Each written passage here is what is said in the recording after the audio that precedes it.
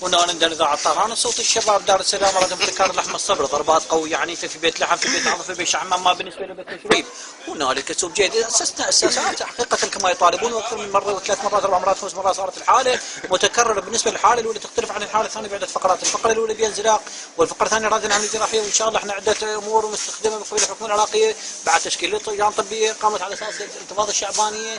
وهاي المساله اللي ربما كثير من الناس يعانون منها. اولا نعطيك الدليل، الدليل الاول يختلف عن الدليل الثاني بعده امور. الامر الاول الله اعلم والامر الثاني مو عندنا والامر الثالث هو رايح على اساس يرجع لنا غرشه بعد ما جاب الجذر الكرشه وقعدوا على فرشه. والحمد لله وشكر بك من اليوم في المرحوم من كتب الوصيه انا كنت ما موجود طبعا الوصيه كل شيء خاوي وسمع محاضره من سماحه السيد وقال لهم يا ابن ما تبي الوصيه ما تبي تنجالي.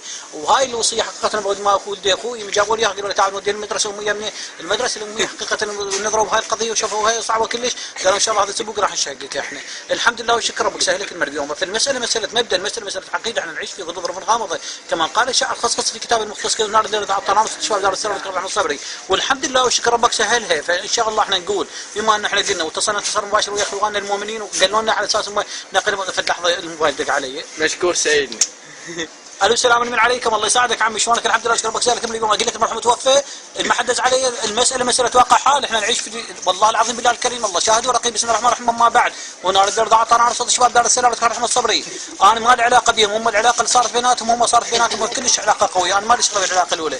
لا حاجه عادي يحضروا لي غدا اليوم ما اقدر اجيكم خطيب ركبتك انت مش تحتاج لا تجي بس تجي كسر رجلك لان صارت طلابه كلش قويه بين العشيرتين. العشيره الاولى فيها هجمه مرتده احمد راد قول العشيره الثانيه عندنا درجه ما اخذوا يقولون خشمه طويل والهجمه المرتده مالته كانت مكسوره رجله بكتها بس الظروف اللي مر بها هو الحمد لله وشكر طماطم اللي بيتجاوز البروفيسور ريحان. لا والله ليش هذا شو وقت الحاجه انا ما كنت اعتقد اقول لك انت بالنسبه لك انا ما اقدر بالنسبه لهم هم عندنا نسبتين. النسبه الاولى طبعا كلش قويه والحمد لله وشكر درجه الحراره ما مرتفعه. السيارات الحديثه بالنسبه لتبرد البصره زعاب بن محموديه سووا في طافي ابو بغريب.